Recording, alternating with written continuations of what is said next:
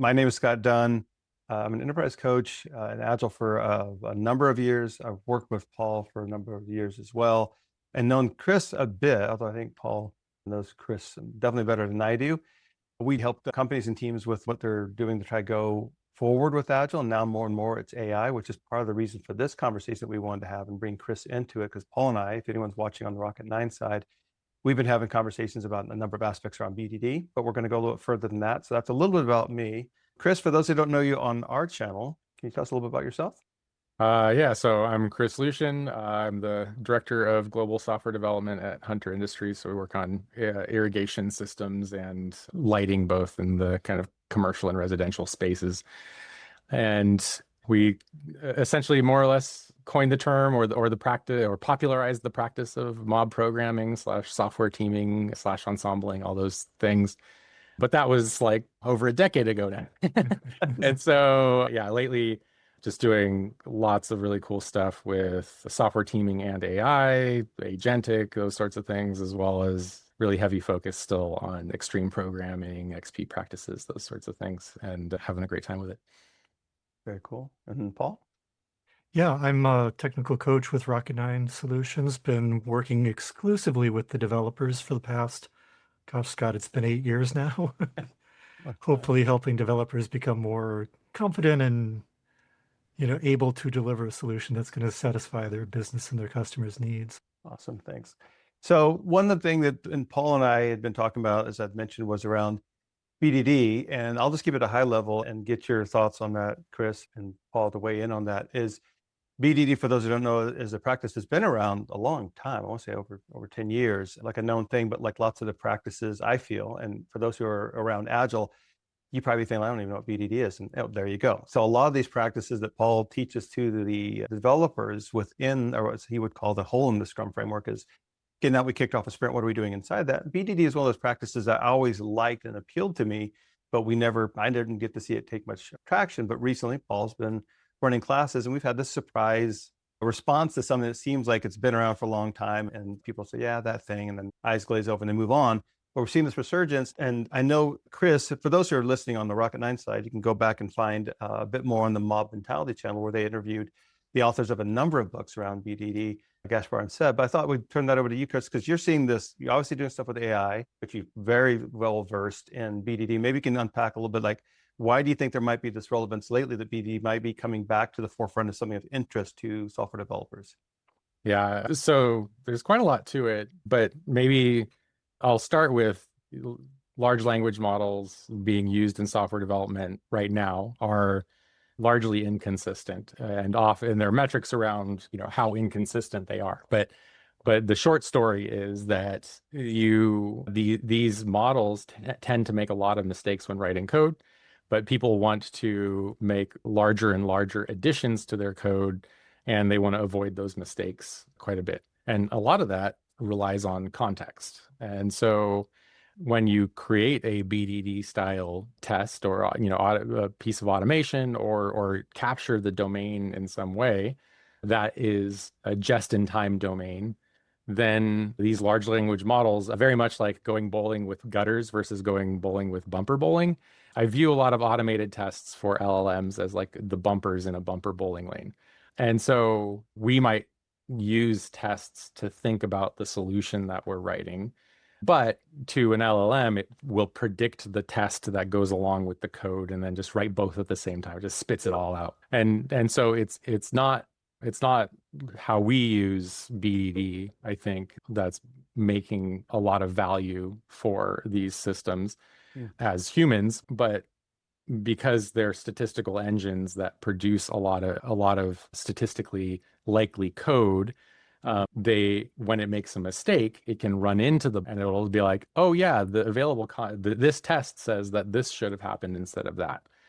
And so rather than thinking of it as a problem-solving tool, like I think we have over many, many years, I think that the popularity may be increasing because it affords just-in-time context, just like agentic context files or agentic skills in Claude and Copilot, where you have an available context window, 400,000 tokens or 1 million tokens, and once you go past that, which many code bases do, then the window, you don't have any memory of the context available. And so to get just-in-time context, you have a BDD test in there. Bam, the agent is back on track where it would have been making that mistake as soon as it ran the tests. I have to jump in because having taught scoring bowling in a number of classes, not everybody knows what bowling is. So Yeah. your analogy with the bumpers ensures that you're going to knock down some pins and get some points. Right. And the analogy with the BDD test is that you're going to get some value out of the software and it's not going to go off and not score anything for you. Right. Yeah. I think there's something on that, Paul, I was going to ping you on, because I know part of the conversation that came up in that interview that Chris had done that I wasn't clocking. There's a lot of cargo called BDD where people are like, oh yeah, no, I know, that's just given when then. And it stops there, right? But there's a lot more to it than just that. Yeah, and Scott, you had mentioned BDD kind of filling in the hole in the Scrum framework, but it's not just something we do during development. It's something we do ahead of the development to help us understand what it is even we're trying to solve here. What's in scope, what's out of scope. When I do this, what happens over there, and just documenting it so that we can then, like Chris is saying, execute the code against it and see, does it pass? Yeah. And I think that's another good example of like Scrum frameworks there. I love it. I think it's great, but it says nothing about what happened before there's a product backlog. It says, poof, presto, you got stuff. Yeah. And I think those are important practices. Chris, you had mentioned something about that fact that the traceability, we want to be able to see all the way up and down. And it's definitely going to help on eliminating the bugs that we just didn't think about as edge cases. Some of this comes to just comprehension. Can you speak to that a little bit? BDD has always given us confidence that the domain is being reflected in the functionality and behaviors are showing up. And a lot of the times when writing, if you're using Gherkin or something, you might write in scenario, additional context around the scenario and like why it would be there. And so I think there is the reasoning aspect of it, of like a developer going in and reasoning about it. But then there's also the ability to frame context based on, oh, this test failed and it failed on the when, but the scenario said this is why we're doing it. Now you actually have an opportunity for even the LLM to point out like a logic flaw between two different sets of scenarios and things. And so I think there's a lot of opportunity to help just inject that just-in-time information based on those failures. I don't know, is that what you're asking, or is that? Yeah, that's part of it. Yeah. And I want to make sure before I add on to that, Paul, if you're going to make a comment on that. Yeah, I was just going to say it may be selfish on my part, but I still think there needs to be a human in the loop. Right. That I'm not advocating using an LLM to generate the BDD scenarios and then another LLM to come up with the code. I think we still have to guide it of what are we trying to achieve? What does that look like from the start? And then, like Chris said, maybe using it to help us point out there's conflicts. Yeah. Right. Yeah. And when you're collaborating with people around the project, figuring out what you want those behaviors to be, and then getting those into scenarios. Yeah, like the LLM will deal with the syntax for you. And I agree, there needs to be people involved. But as the systems handle more and more of the syntax, then you are just more or less speaking to it in natural language and then doing lots and lots of review. So reading code quickly and stuff. That's like one really important technical skill that I think people need to have. And I was talking to people in academia recently. They're changing their curriculum around AI, even in computer science programs and things. And so I think academic language will allow you to be more succinct with the AI, which will then, it's like the term strategy pattern versus writing out, or polymorphic dispatch, or even computational complexity and optimization.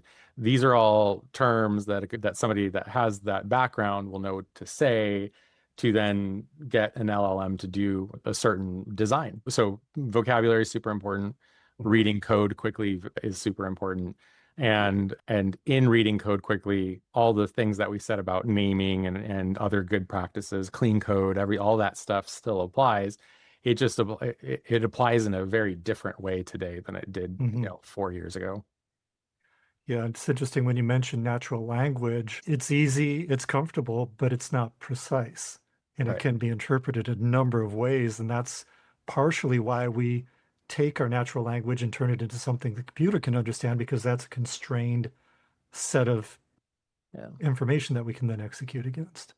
And maybe like just for context, I think one thing that I did about 4 months ago is I made some katas for myself, and it was just agentic katas. And the constraints that I put for myself was attempt to make the largest one-shot prompts where the agent did as much as possible with as little input as possible.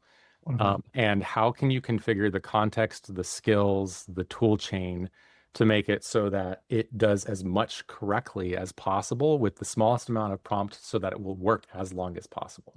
Yeah. And so over the course of that 3 months, where I just kept taking the same solution, throwing it away, reprompting it, the way I prompt is very different today. And the way I structure how I phrase everything, I often have the agent author its own skills. So I say, if you notice a piece of information that would have been helpful, list all the skills that you used and list all the skills that would have been nice had they existed. And then I will then tell it to go ahead and create those skills that didn't exist before so they can exist next time.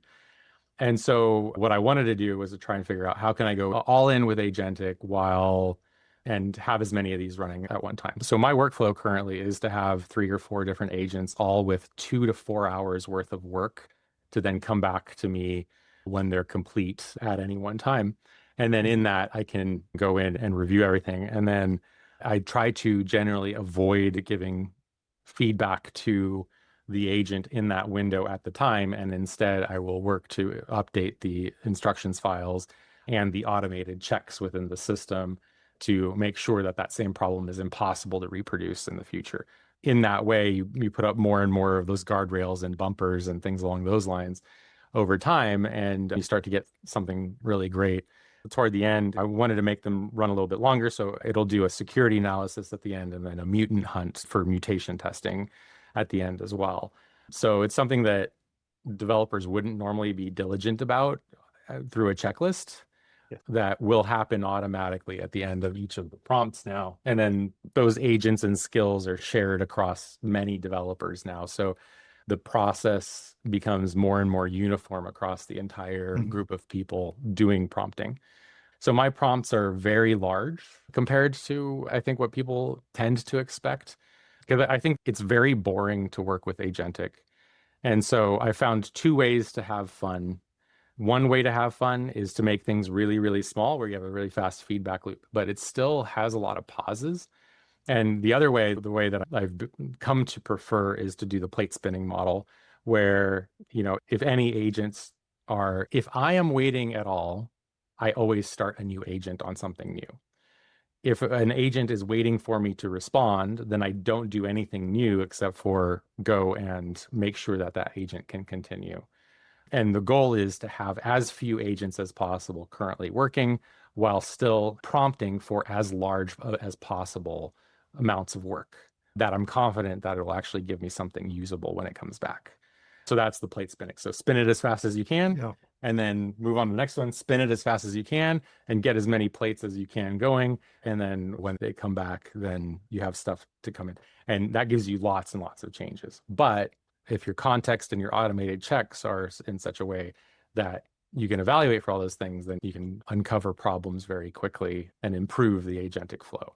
I know I'm kind of weird in this space because I did kind of go diving in head first, but I'd say like more than half of our full department is now working in this way. But we also still have people writing code by hand as well. So we have everybody on the spectrum there. So with the plate spinning model, what does it look like when a plate crashes? You just throw it away. And you say, like, what went wrong? Let's make sure that that never happens again. So why did it crash? Well, it probably didn't have enough context.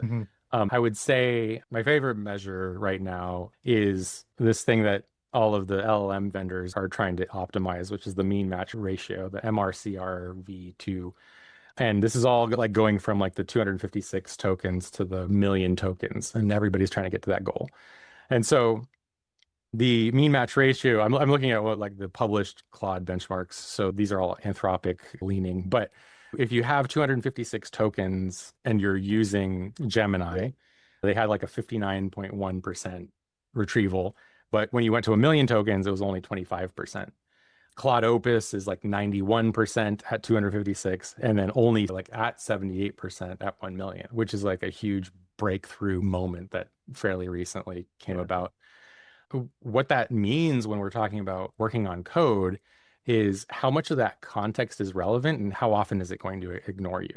And so if you're using GPT 4.1 in Copilot and you're prompting it, it's only going to give you things that are accurate when it's like a function or two. When I'm using 256K token Opus with just-in-time token management and really good tests and BDD and a domain-specific language describing my domain and then a deterministic generator generating code, then what you get is magical because it's 91% context retrieval and to remember something in those 256,000 tokens, but it doesn't know about the entire breadth of the code base. But if you have a skill there that says this is the architecture of this one workflow, that's well within the 256,000 token context. And so what you get is, it'll make a modification. Oh, it broke something that has a BDD test on it. Well, now the agent is going to say like, oh, a failing test. What's in that test? Oh, it's this scenario. Oh, this is why it's being done because that's in the same scenario file as the test that failed. Okay, now I can reconcile that with the thing that I've been working on and make both work now that I have tests for both. And that's where I think the magic is. I still think that the million token 78% retrieval for Claude is not as good as the 256K 91% retrieval. It means that it's 91% likely not to forget something in your prompts. So right now the workflow, I'm using Opus 4.6 and it costs a lot more, but I can do a 4-hour agent workflow and it's like 99.9% of the way committable to production. Wow. And in a very large code base. And a lot of it is all of those things layered on top of each other to produce that. I think some of the things that you're referencing, I only made 15 notes on what you just said. So part of this is I'll start with the concern and we can drill back into some of the things you're kind of touching on at the meta level. Because I think this is where Paul comes in a lot of times to help developers with the practices and skills to get there, right? So did I go way back to actually a company that Paul and I had both worked at different times. But I remember talking to the CTO about all these practices that the teams were doing or that they should be doing what we're talking about. And he said, like, I hear you. I think those are all great. We should be doing that. They should have that knowledge and ability. And he just kind of paused. He said, but Scott, and he kind of pointed out to everyone in there on the floor, it's like 90% of those developers don't have those skills. It's like pie in the sky that someone can understand and work in the way we're talking about working. It feels like the same old deja vu all over again, because I look at what you just described. And I'm going to take a step back to my concern about why I noticed that someone had tagged recently as comprehension debt, right? Instead of technical debt. Like, do you really understand? Yes, it just generated a ton of code. And you touched on this, Chris, you said like, yeah, they'll read it and scan it, but this is not the same level of reading, scanning code than when I was coding. Right. I can only imagine because it is so much. And Paul, I'm not sure if I'm capturing some of those concerns that you and I were talking about before Chris weighs in. Yeah. You want to add to that? I think what you're both talking about, and Chris especially, is that some of the cognitive load that we have trying to remember, how does this language work? How does this particular feature look inside of a language, goes away. We're starting to abstract up more at, am I a domain expert? And Chris, especially what you're talking about, do I know about patterns? Do I know about architecture? Now, do I know about academic language? How do I express myself in such a way that I can communicate with this machine, but not at the machine's level? I think that for like one thing, like a kata that I really promote, especially to earlier career developers, is Code Reading Club. There's a kata out there, and it just talks about like printing out a bunch of code on paper, taking a highlighter and being like, okay, we're going to all get together and then everybody highlight where are the parameters, where is the use of this function, generally where's the entry point of this program, where are our loops? And you can even go farther. It's like, can you spot the computationally inefficient pieces of code? And it's in various different language. And so like, this is a great kata for the day and age that we've arrived at, right? I think that I've been especially fortunate because I think in mob programming, we've been verbalizing code a lot. And it's really annoying to hear somebody tell you, like when you're at the keyboard while mobbing and somebody tells you, okay, now on line 35, put a curly brace. And then after that curly brace, indent and write a function declaration. So over the last 10 years, we've been saying, no, use higher level language, decrease the granularity and give me like a higher level thing.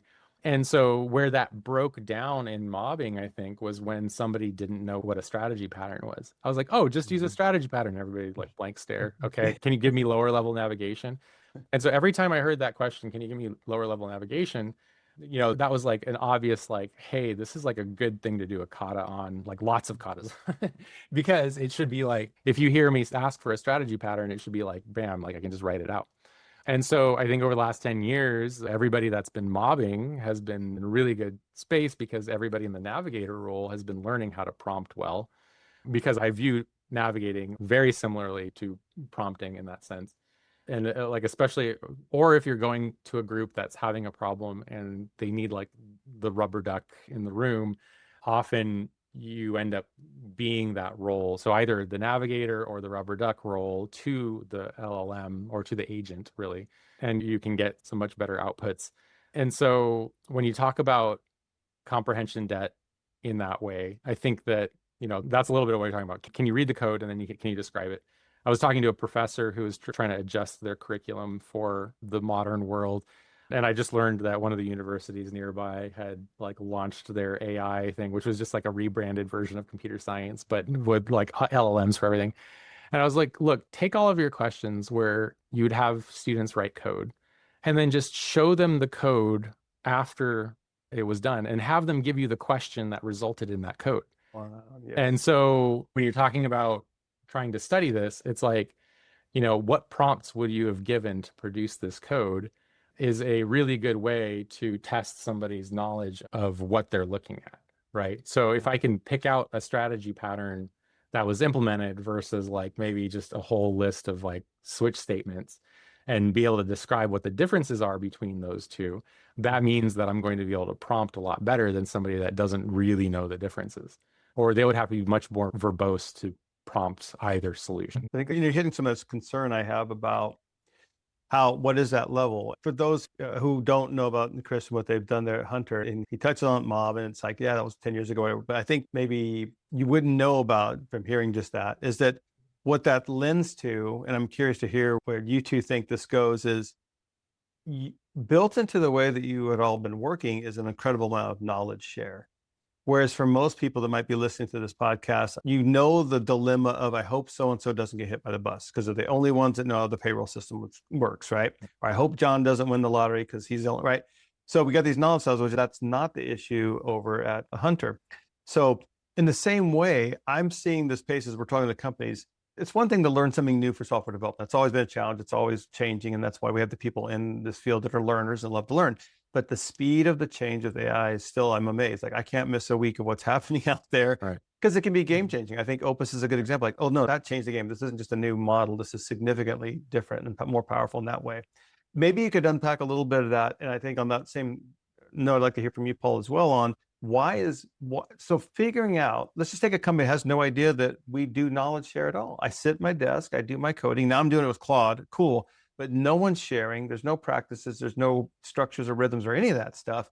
I just like to hear you comment on that because I think it's actually it's much more significant now than it was in the past. And I think it was kind of crippling when you didn't do that in the past. But now I just feel like, I can't even describe where it's going to go now. But I'd like to hear your thoughts on what does that look like in a shop that's doing that well, or what would you like to see on knowledge share, especially with AI? Yeah, I'll just echo some of what I've seen training teams over the last 8 years is that the majority of the group has never heard of mob programming coming into a class, but going out of the class, that's the one thing they take back to their company. So what you're talking about, the knowledge share, Scott, is that most organizations are still in a maximize utilization mode. I've got an employee and I'm going to get 110% out of that employee, meaning weekends and evenings and whatever, and not realizing it's not maximizing the one cog in the machine, it's making the whole machine turn quicker that we're looking at. And I think that's what we've been seeing with some of the mobbing is that thinking about flow, trying to address the bottleneck. If I've got 5 developers cranking out a ton of code, doesn't matter if I've only got one person validating that code. That's the bottleneck that we need to address. And that's what we've been seeing with the knowledge share, the mobbing, et cetera. And I think where I'm starting to see things go, and it's kind of like I'm still struggling with, is I saw Llewellyn Falco do a demo where he's talking to his computer. He's not worried about what the code looks like. He's worried about what the machine is doing. And I don't know if you're experiencing that with your mobs, Chris, but I kind of foresee the driver role maybe going away. I think that the driver role, yeah, for me, it's gone, right? A lot of the time, I mean, almost everything I do now, I speak with AI more than I speak with people, I guess, right now. And with mobbing, I speak with a lot of people.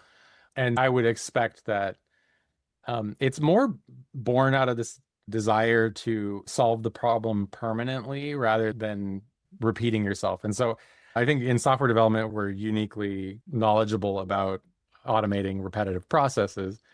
And what the LLMs give us is kind of weird because there's a percentage of chance that it will get it wrong, but we want to have it automate the things that we don't want to do over and over again. And we want to do it as consistently as possible, but it's going to be inconsistent. And so in a mob, while we're talking to an agent, a lot of what the mob is talking about is what context is available to the agent so it can do the implementation. And that's where maybe the upper limit of high-level navigation was for mobbing before, was the driver has to keep everything in their head about what they're being asked to do. And so we give them a little bit at a time each time. And so what we have now is the available context window and filling that up to about 50%. If you go over, it's not going to do a good job. If it goes under, it's not going to do a good job.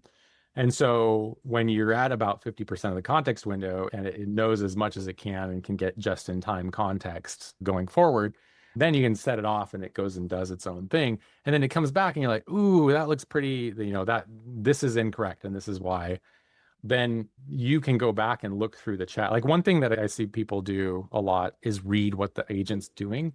With a lot of the like DeepSeek started stuff, the agent thinks to itself and it's like, no, wait, actually it's this. And no, wait, actually I read this piece and that was wrong before. And so what I find is that it's very wasteful to actually read the reasoning until you're debugging what it did, what it got wrong when it was reasoning. And then it's very interesting to go back and look at the train of thought and see where it went off course. And then you have to think to yourself, how do I prevent the agent from doing that in the future? And so you need enough chances to be able to steer back on course. And so a lot of these automated checks are very valuable to the agent, as well as MCP servers and things along those lines. Wallaby JS is like a real-time code coverage test runner. It runs coverage as you type. And they have an MCP server that's really cool where you can just say, like, go look at all the uncovered lines in the project and go and do that. Or go do mutant hunting and do mutation testing and go change lines of code. And then if something doesn't fail through Wallaby, you'll know right away. A lot of this is like creating capabilities, getting the just-in-time context, and then automated bumpers. And then those problems tend to work themselves out. And then it becomes a game. Like the fun part is like, how do I make it so that the agent doesn't get it wrong? And that way you get these percent chances of how the context has been matched appropriately. And so you're generally just improving the agent's understanding of its context when it needs to. You're describing a lot of things that you obviously figured out by learning. You mentioned the katas, and that's someone I want to come back to is plenty of companies where one person knows a ton and they just take off and someone knows some. A whole bunch of people know nothing. Depends on the tooling as part of that. I think there's a limitation if you're stuck with something like Copilot. Not that a rag on Copilot, but give me an idea what that would look like for a company that doesn't have this practice like we're talking about that Paul was referencing. Right. They're just not used to knowledge sharing, et cetera. I know you touched on mobbing, but there's other parts. I know you guys you might still have the learning hour. So give me an idea, what's the ingredients that make it to where a company that's trying to get into the pool with this and all the developers need to learn somehow? What does that look like? What's done well with these patterns and practices of people knowledge sharing, mobbing, learning, all that stuff? Yeah, so I really like the diffusion of innovation theory. It talks about like a new practice making it. And especially like in a department that's like 40, 50 people, or even smaller teams or larger, the diffusion of innovation the speed of diffusion of innovation tends to be limited by the number of interactions that those people have. And so if somebody's doing really well with Claude right now, other engineers on a team are not going to adopt it unless they're in a place where those practices are exposed. So the diffusion of innovation for our teams happens very quickly because they are mobbing and they are doing learning hour. So if somebody does learning hour by themselves and then joins their mob and says, hey, I learned this new way of doing things. This is how it was. And then they're like, wow, that was really cool. I like that. And then it's like, oh, hey, bye team. I'm going to go and join this other team because I'm doing a swap with another person. Like people can be on whatever team they want to. They just switch as long as it respects the budgeting. And then they go, hey, for my previous mob, this is what we were doing for this. Let's talk about it here. So like, that's how we got TDD all the way across all the teams. That's how we got behavior first. That's how we got continuous integration for our databases. There are all these practices over the last 10 years, and everybody's like, wow, like it's amazing that you have all this stuff. And I'm like, we did it incrementally. It was primarily like a fueled by, I kind of call it the virtuous loop, right? So if you're not doing learning hour, then you're really just relying on people learning stuff outside of work. And what that means is that your most junior employees are going to have the most time in their day to learn something new and bring the team forward, which means that the most senior employees are going to be like, I don't have extra time to learn this. And then they're going to beat them down. Without learning hour, new practices don't make it in. And then without a continuous improvement loop, like retrospectives and or mobbing to spread that learning, then you would hit the other ceiling, which is like that constraint about how the team can improve quickly. And so, you know, continuous improvement, I think, requires the learning and the ingestion of that learning into the rest of the system. And if you don't have both, then it's going to be very, very slow. You're relying on everybody feeling anxious enough about the new practice that they have to go and learn it outside of work, which is very Not awesome. Yeah. Well, and Chris, there's a couple of other elements that I think are kind of underneath that: psychological safety. Yeah. Being able to admit that I don't know what you're talking about and just come show me, I can pick it up. Yeah. And then why I still have a foot firmly in the Agile camp is what you were referring to earlier: inspect and adapt. Run Right. short cycles, iterate on it, learn from it, and try again. And I think both of those are underpinning what you're talking about with the learning hour and the growth that way. Yeah. What has shifted then from that, Chris? I know you guys were very much in that year. Obviously, it seemed like you're embracing. I know you said half the people. Yeah. Can you give some ideas where like this definitely was a difference or a pivot moment or whatever, and how it's shifted to continue to be that kind? So it sounds like you're keeping the culture, even though this whole new AI thing is definitely part Oh, of how you work. absolutely. Yeah. So all the practices that we have been doing have led us to be extremely successful with what we're doing now. And a large part of that. So 2023 happens, and then it's like, oh, LLMs, and we're generating code. There's like a bunch of ChatGPT code being produced, and everybody's like, I hate it because it doesn't work with the unit test well. It doesn't know what it's doing. And then 2024 comes around, and like you get the beginnings of like what agentic is, and then like 2025, agentic really takes off. And in that time, over that time, we've had large step function improvements in model retention and context. And so what I think that's led to is a huge amount of the industry is currently dismissing what I think is like a pivotal moment. I'd say in the last like 4 or 5 months or so, we got from the point of it's slower to work on this by using LLMs to it's faster to work on this using LLMs. That's just a personal opinion. People might disagree with me on that. But in doing these katas, I think like we've found ways to approach these problems so that it can be like the best of both worlds. But it has never been like there's no room for collaboration or mobbing is no longer effective. If somebody is like, oh, why don't you stop mobbing now that you can pair with an agent or mob with agents? I'm like, no, that's not quite how it works, because a lot of what we do is figuring out all of those things that I said before, improving the agent's output. And that's the stuff you mob on now. You mob on the context files, you mob on the skills, you reflect, you inspect and adapt. You have a discussion about what went wrong with the agent's reasoning as you're tracing through it. You talk about how can we make the largest, if you're plate spinning, how do we make the largest prompt possible to produce the right thing? And what's our confidence that that thing will actually be accurate by the time we get it back? And ideas for experiments and things. Like you can involve a LLM in that process, but generally speaking, there's still this higher level of interaction there. And I think a bunch of people together will, the diffusion of innovation will be like super fast. You'll get a lot more people in. Your goal is to make everybody in your department use agentic. Then if they're not mobbing, it'll go very, very slowly. Or you'll have to just say like, your token use is going to be is next year. These are the things promotion. I'm hearing. Like, why aren't you using AI more? Like, yeah. And so a big piece of it is that there are a lot of people that are siloed and they can't share this information, or the psychological safety is super low, or there could be other aspects of this. But in that timeline and the evolution of the space so far, I've never once seen a point where mobbing wasn't the go-to. Like it's still very much so, like all of the tools that we use. It's so funny because there's so many people asking me about unit testing now because they see their agent spin off into space. And lots of people that have never done software, they're like, I vibe coded this app.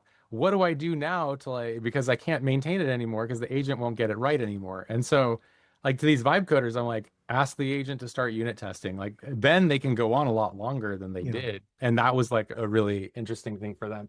And then they like slowly start becoming software engineers because they have to learn the vocabulary. And all of a sudden they're software engineers that know a lot about the academic language that don't know anything about syntax, which is crazy. Yeah. Well, and Chris, I can remember the old XP folks talking 20 plus years ago, given a system and given a set of unit tests, get rid of the system. Yeah. Give me the unit test and I can recreate the system. And that's true for the agent, right? If you were like, hey, I have this suite of unit tests, don't change any of the tests, get them all to pass. And with respect to the intended logic or something like that is what I would add on to that. And it would go through and it would rebuild the system based off of those tests. I'll put something kind of controversial out there then just a little bit, because I'm hearing you reference, both of you reference things that are practices that just a lot of the developers either don't know or they think they know, or like the Paul's point, unit tests slow us down. I can get so much done.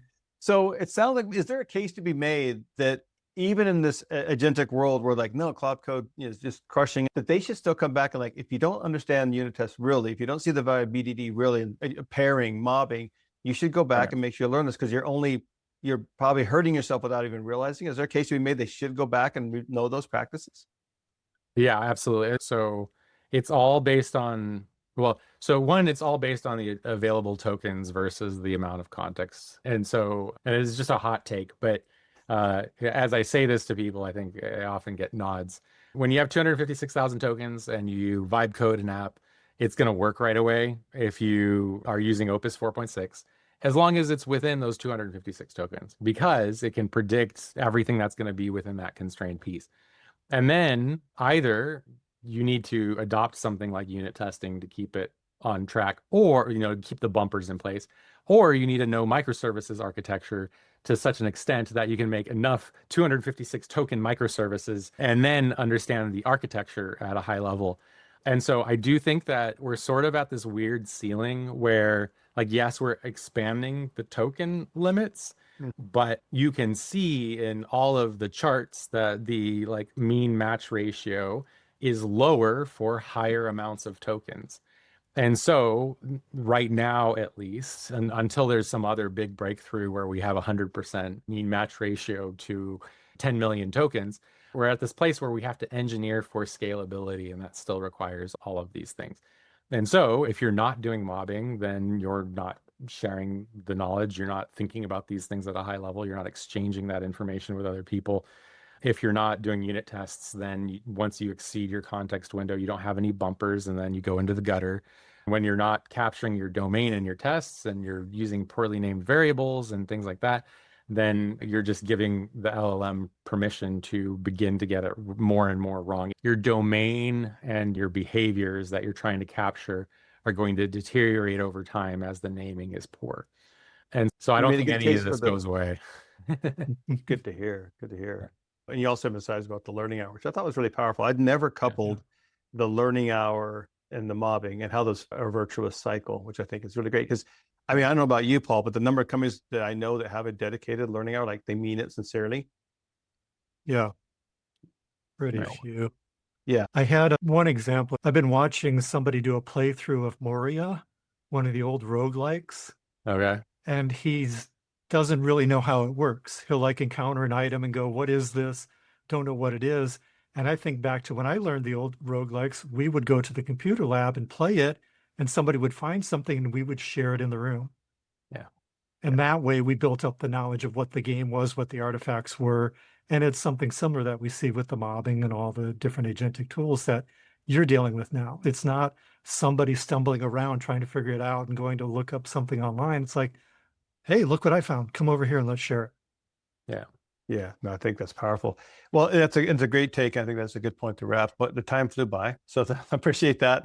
Yeah, appreciate you sharing all that, because I think it gives a lot of the folks who are, yes, the tool is powerful. Yes, we're excited about the tool, but if you don't know what you don't know, then you're probably just running through the mud a bit and you don't need to. So I think for those who think they might know these things, definitely worth revisiting. Definitely check out the other, because a lot of these topics that you're referring to, Chris, are on. You've covered mob mentality before. You've had conversations, you and Austin, about things. Folks who don't know, definitely take a look at that. Obviously, Paul does the BDD training. It does the certified Scrum developer training, where you can learn about pairing. You can experience mobbing in the class. And I really like that, Chris, because to me, I want to be at a company where, yes, we're doing good work. Yes, we're learning, but we're sharing that. And I enjoy coming to work. And I got to be a part of the mob there and tour it. And I was just blown away. Like, this is how they work. And it's a good experience. Like, folks, you really can work that way. You can bring these things in, and AI is a good cutting in point to say, how will we ever digest how much there is to learn about something that's moving so fast outside of the things that Chris is describing, that Paul teaches in the class? So check those out. Thanks again for the time, Paul, Chris, pleasure. Thanks for having me. Thanks, Chris.